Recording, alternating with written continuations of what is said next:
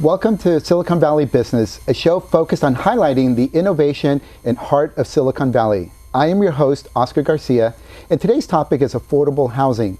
My guests are Councilmember Ronit Bryant and Elena Pacheco. Welcome, both of you. Thank you so much for being on the show. Thank you for asking us. So, affordable housing is a huge issue, not just for Mountain View, but quite frankly throughout Silicon Valley. And I wanted to start off with you, Councilmember Ronit Bryant. In Mountain View's general plan, it says Mountain View is a place that embraces and celebrates its diversity, including its mix of cultures, range of ages, and incomes in a broad spectrum of groups with special needs. The plan calls for innovative housing approaches for lower income populations. And maybe if you can tell us what the city of Mountain View is doing with regards to affordable housing. Sure, we're trying to do as much as we can. So just recently we completed an absolutely beautiful, very affordable project in a prime spot of downtown for families. We're working on, we have helped fund affordable housing for developmentally disabled adults on El Camino Real. We're coming out, we have in the range of $12 million that we are going to do a notice of funding availability. And we're trying very hard to have as much affordable housing as possible. Mm-hmm. The innovative solutions, we're hoping the community and the affordable housing developers will help us to come up with innovative ideas. Mm-hmm. It's not that easy to come up with innovative ideas, so that's why we do the notices of affordable funding availability, so that if a really interesting project comes through, we have some money to be able to fund it. Right, understand. Now, what about other cities in Silicon Valley? What do you see that they are doing to address the issue of affordable housing? Well, affordable housing is an issue for everyone. I think what distinguishes Mountain View is the diversity, the wish to have affordable housing. I think that distinguishes us. That's the kind of place we are. Mm-hmm. And in the past, we have always been fairly affordable. You know, when I first came here in 1980, Mountain View was where you got your first apartment. It was affordable. Mm-hmm. It's become less affordable over the years. One of the main problems with affordable housing is where to find the money for it. It's very expensive. It's in the range of almost $400,000 if you want to build an affordable unit. So many cities used redevelopment monies to build affordable housing. That's gone. Mm-hmm. So each city tries to find ways of doing it, but there's it'll have to also be help from the state. Okay, no, I understand. Elena, you have a very personal story as it relates to affordable housing. Can you, do you mind sharing your experience? No, not at all. I have been a resident of Mountain View for 25 years, and I have been in the same complex for almost 25 years, and I couldn't afford to buy a house when I was a full-time teacher, and now that I'm a part-time teacher, have been extremely hard, and I have been very much concerned, and I have been an advocate of housing in Mountain View, because I am an advocate of Mountain View Dreamers, who are my low-income, my undocumented high school students and their families. And I would like to focus more in my Dreamers than my personal story, but I think that it's affecting everybody, documented and undocumented. So on December 3rd, I received a letter from the owner of my apartment telling me that I was evicted of my apartment. And the reason was that they wanted the property back. So that was on the 3rd of December. They gave me 60 notice, a notice to evict, to leave my place. That was on December 3rd. On December 19th, I was teaching because I'm a part-time teacher, and I have a seizure. And I wake up at Stanford Hospital with brain tumors. And I have 3 brain tumors, and they took one, and I have been going through treatment with the other 2. The issue was that December was an awful situation for me because I have to battle, number 1, being evicted, and no reason for that. I have been paying my bills. I never missed that one. It was number 2, how can I afford now to move to another place? I'm dealing with cancer at the same time. So I happen to be working with a huge amount of pro bono lawyers who are helping me with the Dreamers, with my undocumented people, and we have been working with subs because we need more subsidized housing. So we sent a letter to the owner, and we told her my situation, that I wasn't only evicted. I am a cancer patient, I'm not teaching, I'm a part-time teacher. I cannot afford to even move. I need to take care of my health. So I was told that I can stay at home. So I have been there, and that happened on December. On January, they raised the rent again to everybody. And my families, my neighbors, most of my families are Latinos, low income, babysitters, nannies, cleaning people, gardening, and so on. And they raised the rent on my families.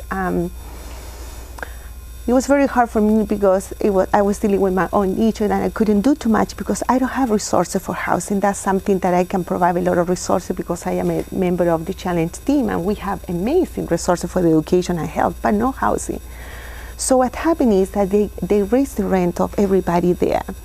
The issue with some of the families, they are mixed status families, meaning that the children are citizens, but the parents are not, or they are undocumented, so they can apply to subsidized housing. And if you look at the papers subsidized housing, the top said the requirements are basically that. I mean, Social Security. My family, they don't have that. So my main concern was my neighbors. My neighbor on the right, which is a mama who is a cleaning person. She cleans at night from 6 to 6 o'clock in the morning, and Papa is the gardener during the day. And they have 2 daughters, one in high school at Mountain View High School, the other in Graham. And they couldn't afford to pay $200 more. They were paying already $1,400 and $1,600 for the mama who cannot apply to subsidized housing and so on. So they have to move out. So during this time, during these 4 months, January, February, March, and April, I was dealing with my own personal issue, and I'm safe because I can still stay in my place and I can afford to stay there without working. But my main concern have always been my low-income community, my dreamers, and my families. Most of my dreamers sleep in the living room, and that's a reality in Mountain View. So to make this story short, was the fact that they raised the rent for everybody, but they didn't raise my rent on January, being effective on March. But the treatment that I'm having on my tumors are behind my eyes, and I supposed to start a new treatment. I have a break. I have January, February, March, and April treatment, chemotherapy with radiation. But on April, I have a break. And then on May 28, I supposed to start a new treatment because it wasn't working, my treatment on my brain. I supposed to have a 5-week radiation on my eyes and my brain every day for 5 weeks. The day before, on May 27, they raised my rent, $700. $700 increase my rent. The awful part of all of this is not only that, is the fact that the owner is a cancer survivor, and she came to me and she told me, I totally understand that you're going through chemo. Totally understand. That was 2 months ago, and now they raised my rent, all of that. That was on May. My families, they moved. my families that they couldn't afford to apply for subsidized housing, they moved. The other family who can apply for subsidized housing, they have a lot of issues because there is a huge list of the subsidized. It's not that we have 10 apartment buildings. So my main concern is, number one, that we must have more subsidized houses. We need to provide the houses for my community. My community are the low-income community, and we're surrounded by these incredible, wealthy companies, and they're not only taking over. It's like it's becoming, they buy things, they can afford to buy cars, they can afford to buy buildings, they can afford to build, a lot of things. So I have been an advocate of subsidized housing for a long time, and I have been very involved I have been in all the meetings that they have about, for instance, the place in San Antonio with El Camino.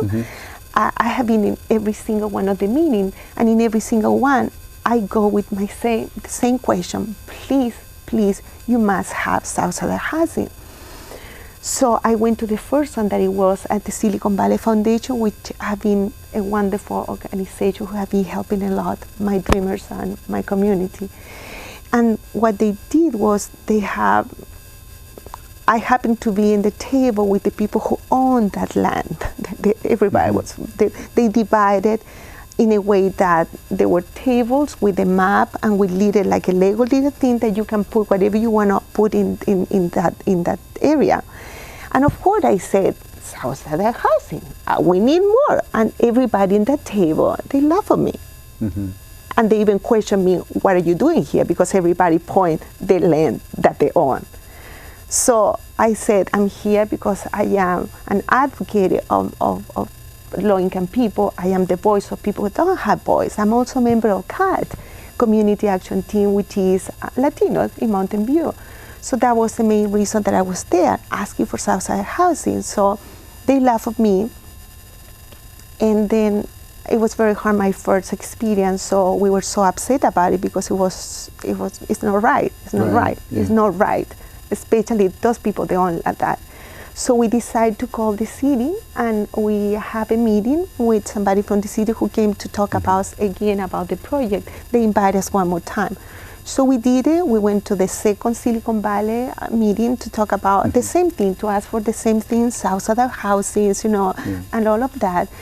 And everybody listened, and we said, that's fantastic. We are going to have more subsidized housing. We asked for a multi-purpose room. We asked for park with public bathroom and private bathroom. It was incredible. Because you're bringing up subsidized housing as a good option. Let me ask Councilmember Ronit, given your situation, what options are there available, or how can local government help people like Elena, who landlords, for whatever reason, maybe it's because of the demand, raise rents such exorbitant amount? Is there anything that the local government can do, Councilmember Ronit, to address issues like this? So, if what we have been working on is like a help for tenant relocation. So if more than 4 units in an apartment complex, people are told to leave because it's going to change from an apartment to something else, or because it's going to be remodeled, then the owner, or not the city, but whoever is involved in the development, has to provide help to the people who have a lease agreement. And we put that in place a few years ago, and prices have gone up, so we have raised, we're still working on it, but we've done the first pass on it. We have raised the amount of help that the renters need to get from the owner.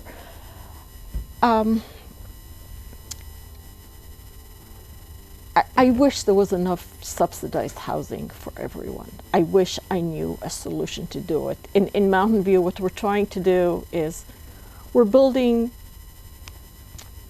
have affordable monies. We're trying to work with affordable housing developers to build units. over 10 years, we've built like 350 units at a cost of $35 million. I mean, the cost is amazing. Mm-hmm. When new housing, ownership housing comes in, we have a BMR requirements, which means either you have to give 10% of the units as BMR, or you have to give fees.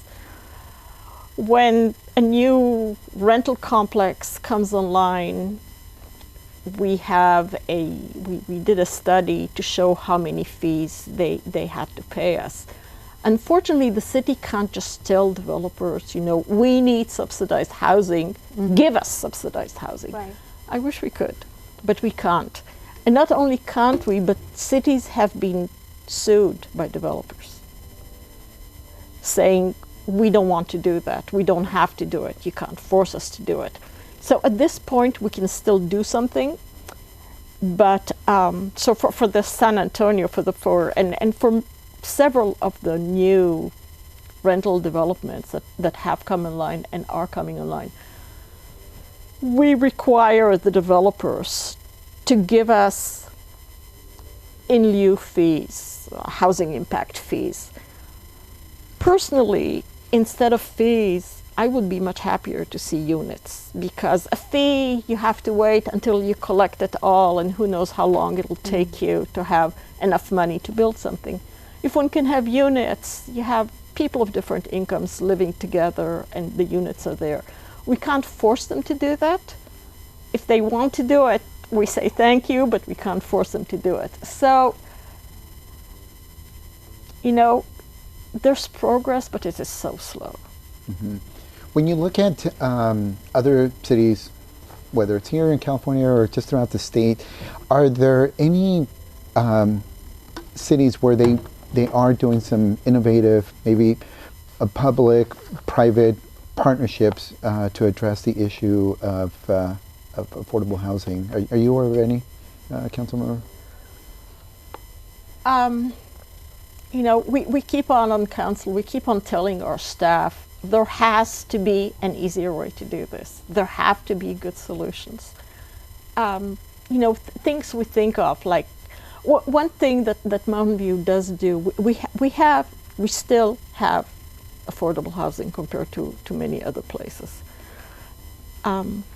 We try to direct monies that we get from the federal government towards maintaining the affordable units that we do have, so they don't just become awful places. So turning them, helping with energy efficiency and things like that. But to me, it would seem brilliant to be able to buy an apartment complex, refurbish it, and have some market rate apartments, and then some below market rate apartments, and everyone you put all the money together and it happens. But there doesn't seem at this point to be a mechanism for funding. We keep on, that's why we go out for notices of funding availability. If you know of a brilliant idea, something that works, bring it to us. Mm-hmm. I think that in my particular case, I applied to, I have been in the waiting list since 2007 for below market, Units, yes. right. So because I am a citizen, I can apply to that. But my main concern are and this is an article that it can tell you more about what's going on in our town. This is an article that with 5 of my families from my complex, we decided to speak up because we were so worried. My family and working just to pay the rent, and it's killed me. My dreamers are sleeping in the living room, and these are my neighbor on my right, and these are my girl. Mama clean houses all night long. Clean company. Papa is a gardener. They cannot afford to do that. So here we have the gap in Mountain View. We have the 99% of people, low income, hardworking people, documented, undocumented, they're hardworking people. Every single one of my family have 2 jobs to support just the rent. And this is the 1%. They even have a storage for the bike. My dreamers are sleeping in the room. My girls, they're no longer living next to me anymore because they were forced to move up. They couldn't afford. The problem is my girl, they're still at Mountain View High School. They're still in graduate school. So they are forced to move. Where do you move? Where do you go? East Palo Alto, Milpitas, and so on. It killed me. This is my neighbor on the right. My neighbor on the left also clean houses. And a few months ago, I was doing the laundry and I saw her passing by and she was crying and I said, what's going on? And she said, my car is not working and I have to go to Portola Valley to clean houses. And I knew that if she didn't go there, she is not going to have money to pay for the rent because she lived with her husband. She cleaned houses. And I said, I'm a part-time teacher, I have time, I can take you to Portola Valley. She took me to, I took her to Portola Valley. She was pointing all the houses that she had been cleaning for more than 20 years. She pointed mansions here, mansions there. And I look at her and I say, oh my God, you have been so important for these rich people. Now they raise their rent also. And this family on my right, which is this on my girl, they move out, they were forced. My mama on the left, who clean houses in Portola Valley, probably those mansions are from the tech companies. So we have a huge gap.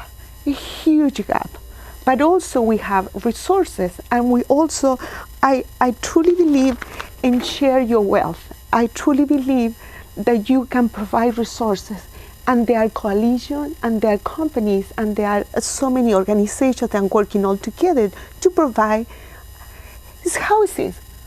We have homeless in Mountain View. I have been here almost 25 years, and I say, wait a minute, homeless in Mountain View? And everybody has said to me, you live in the Silicon Valley, you are so lucky to live in the Silicon Valley, this is so wealthy. No, that is an underground city. Yes. That is an underground that people don't know. My mamas work so hard, 2 jobs, and they have to move out.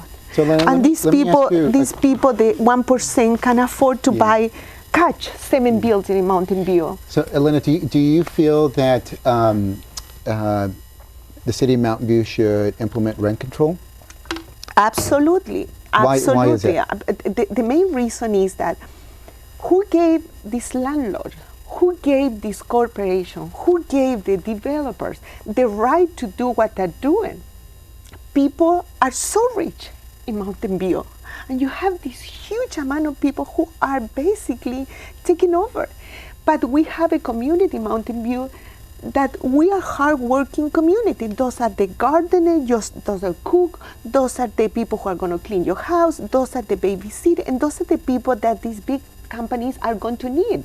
So where do they move? My mama who clean houses in Portola Valley, where is she going to move? To Milpitas? And for Milpitas to go over there? Mm-hmm.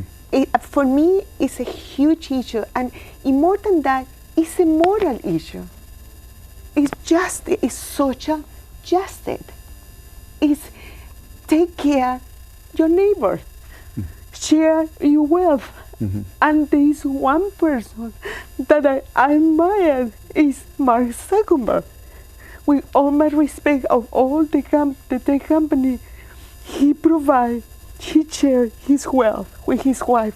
He even put money for education, affordable housing. He put money in East Palo Alto to build affordable housing. And I just wonder, this 1%, can you next time that you build something, can you share one of those 10 buildings that you are going to buy? Can you share and say, I'm going to have Southside housing in that particular building? So we live in a beautiful city. I love Mountain View, but I love my family, and I support all of this. But I think the social justice, mm-hmm. they're good, decent people, and they're my families. And I cannot provide with those resources, and it breaks my heart when my girl had to move out. Yeah. It breaks my heart. It's because I know that it's wealth, and when there is a will, that is a way to do it. And city, you have been so good. I mean, all of you, the city, we can go to the meeting, we can talk, and I know in my heart that you're listening to us. I really know that. But we need to do something, and I really believe that we can work together, that we can be united, and we can help our families. We are all one. We are the family. Yeah, no, it's definitely very difficult situation. Do you think, Councilmember Ronit, that affordable rent control is an answer to address the issue of the lack of housing? You know, I don't know.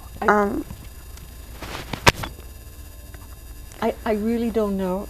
Maybe it's a conversation that we need to be having as a city. This isn't something that City Council can do. You know, there's plenty of people who say it's good, people who say it's bad, people who say you do rent control, you never see another unit being built, people who say landlords are making a lot of money, they shouldn't, you know, the rents can rise, but they don't need to rise like that, they can rise. It's a conversation we should have as a city. I think so. You know, the issue of the gap between the people who make a lot of money and the people who make very little money. That's a serious issue. It's huge. But you know what? The really rich people don't actually live in Mountain View.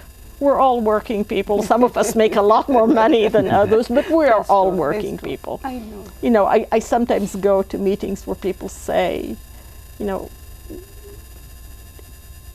I say we are kind of the heart of Silicon Valley. You want to find an engineer, come to Mountain View, and people say, we are the CEOs. We are the business leaders and business owners. That's not who we are. We need to have a conversation about this. I don't know what the answer is. I totally agree. But I think that it's time. I don't want to see Dubai in Mountain View. And that corner, the corner of San Antonio, where is my South Side houses that we asked for? None. They have a private park for dogs. My dreamers are sleeping in the living room in here. They are going to have a movie theater where the people can have dinner while they're watching a movie. Good for the rich one. It kills you because you say, we are in the same town. Can we provide resources? Can we do something and rate control, you know, raise the minimum wage and you know, to share the resources? And there are huge, powerful, rich people who are doing it. They're sharing their wealth. So, Elena, I'm sorry to... Let me just add this. Raising the minimum wealth is something we can do. Oh, yes. And I very much hope that we will have time to talk about it this year while I'm still on council, which I think is going to help a little. You know, if we raise it to $11, that's not the same as 15, 60. It's not the same as people who make $60, $200, $500, $1,000 an hour. Well, Ronit and Elena, we do need to wrap it up. Obviously, this is an issue that, it's a very complex issue. It's an issue that impacts everyone. And some people more than others. And I really do appreciate you opening yourself up, Elena, sharing your personal story. And Councilmember Ronit, I know you have a very tough, as well as your council member, position to be in. And again, I want to thank you both for being on the show it's a pleasure. tonight. So thank you very much. Thank you, Oscar. Thank you so much. Thank you, everyone. Thank you for inviting us.